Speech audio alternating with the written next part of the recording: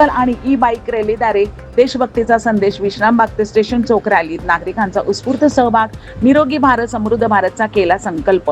स्वातंत्र्य दिनाच्या 80व्या वर्षाच्या अमृत महोत्सवी पर्वाचे औचित्य साधून आणि हर घर तिरंगा मोहिमेचा संदेश घरोघरी पोहोचविण्यासाठी सांगली, मिरज, कुपवाड शहर महानगरपालिकेच्या वतीने आज शुक्रवारी सकाळी एका भव्य सायकल आणि ई बाईकचे रॅलीचे आयोजन करण्यात आले होते.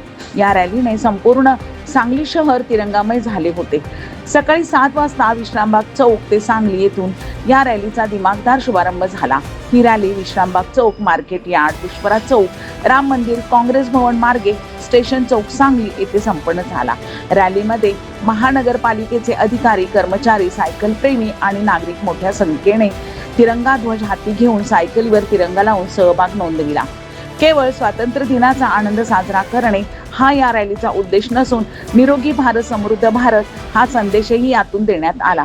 पर्यावरणपूरक प्रवास आणि शारीरिक आरोग्यासाठी सायकल चालवण्याचे महत्त्व अधोरेखित करत नागरिकांनी एकजुटीने राष्ट्रभक्तीची भावना व्यक्त केली.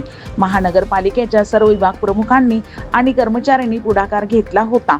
हर घर तिरंगा अभियान 2026 अंतर्गत नागरिकांमध्ये राष्ट्रध्वजाबद्दल जनजागृती व्हावी आणि देशाबद्दलची देशभक्तीची भावना अधिक वृद्धिंगत व्हावी हा या रॅलीचा मुख्य उद्देश होता.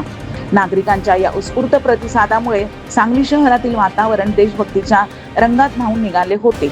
या रॅलीमध्ये सहभागी झालेल्या सर्व सायकल प्रेमींची आणि नागरिकांचे महानगरपालिका प्रशासनाच्या वतीने आभार व्यक्त करण्यात आले. चला आपल्या प्रकृतीची काळजी घेऊया आणि देशाच्या उज्ज्वल भविष्यासाठी आपले योगदान देऊया असा या संकल्प यावेळी सर्वांनी केला. तिरंगा सायकल रॅली, बाईक रॅली संपन्न झालेली आहे. काय उद्देश होता या मागचा?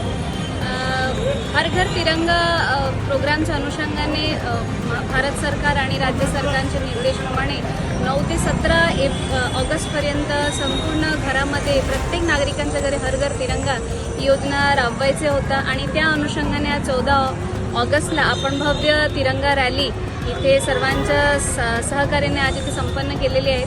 ह्याचे मागचे उद्देश हेच आहे की आपण जे स्वतंत्र दिवस प्रत्येक वर्ष साजरा करतो त्याचं मागचं उद्देश काय आहे ते लोकांना माहिती असायला पाहिजे.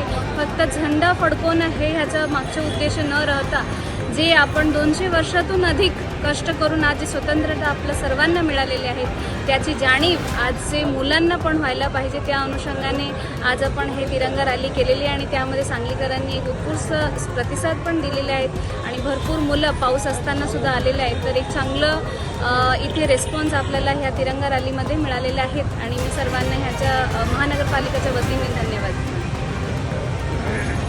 थँक्यू.